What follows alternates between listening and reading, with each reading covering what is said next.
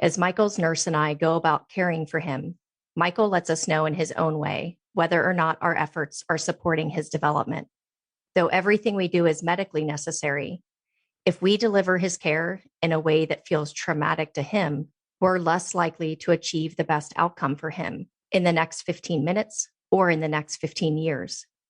If he startles, furrows his little brow, or moves his arms or legs erratically, he's telling us that what we're doing is causing his system stress and we should take a break.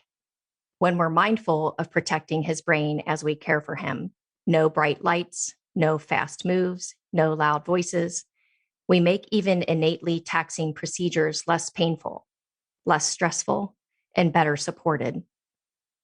Michael doesn't have the physical energy or ability to demonstrate how he's feeling in no uncertain terms.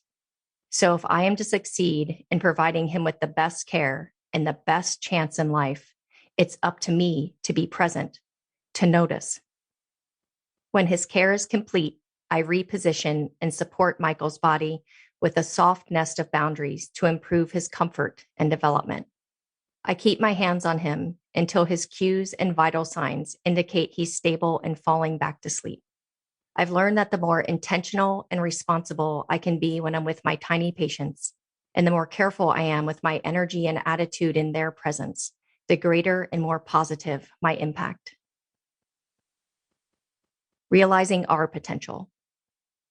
Imagine if we all put that much attention, centered energy, and care into our daily lives. You and I, of course, are not as sensitive as a premature baby. Our neural wiring has long been established, though it remains malleable. The odd bright light, abrupt noise, or someone else's bad mood is not going to throw off our circuitry and disturb the trajectory of our lives, or so we like to think. Most of us have been conditioned to not pay much attention to the mere moments of our days. We're told to keep our eye on the prize, on the future, on the next goal just beyond the horizon. We measure our lives by the outcomes we achieve. College degree, check. Professional career, check. Spouse, check. Children, check. A house in the suburbs with a great school system, check, check. We learn early on that this is how we create a rich and vibrant life. And yet, by the time we've collected most of these check marks, many of us don't feel all that vibrant. We might even feel like roadkill. For me, that lack of vibrancy started with a feeling of numbness. I wasn't numb in the way you feel after sitting on the couch binge watching TV all weekend. I was numb in the way you'd feel if you rode a roller coaster 50 times in a row, until you no longer felt that flip in your stomach as you tipped over the peak of the first giant hill, or the way your thighs lift off the seat through the corkscrew turns. My senses had been dulled by the speed of life, even while I worked with the most sensitive humans on the planet. My numbness began to turn into what I now call a restlessness, though I wouldn't have been aware enough to come up with that label at the time. Internally, it presented more like irritation, frustration, or a need for distraction.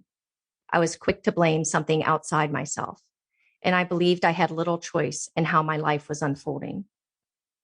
I wasn't conscious of my numbness because I was not yet in the habit of observing myself. Reflexively, I would seek out suspense novels or unflinching true stories, or I'd indulge in trips and activities that forced me to stop and feel something. But when the book or adventure was over, so was the feeling. Then I'd passively slip back into the blur. During one such lull, I picked up a random book, which led me in a roundabout way to sign up for a women's retreat of all things. This was totally out of character for me. That retreat led me to a business coach, which had been nowhere near my radar. More details on that in coming chapters. From there, in a strange series of events, I found myself, baby step by baby step, becoming ever so slightly more proactive than reactive in my life. I opened up to things like energy and mindfulness. I read books on topics like resilience, courage, and intention. As these experiences unfolded and integrated, I found myself observing my life in much the same way I learned to observe babies in the NICU.